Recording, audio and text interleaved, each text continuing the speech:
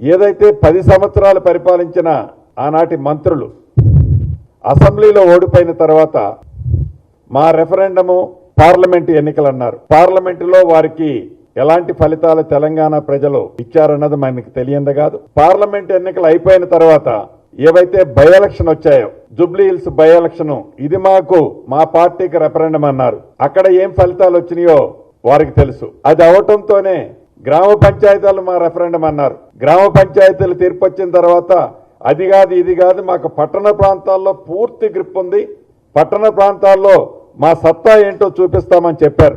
పట్టణ ప్రాంతాల్లోకి వచ్చిన తర్వాత గ్రామీణ ప్రాంతంలో గ్రామ పంచాయతీల్లో ఇచ్చిన తీర్పు కంటే అదనంగా 6 to 7% ఇప్పటి వరకు వచ్చిన ఫలితాలను బట్టి 6 to 7% అదనంగా పట్టణ ప్రాంత ప్రజలు కూడా కాంగ్రెస్ పార్టీని దీవించారు.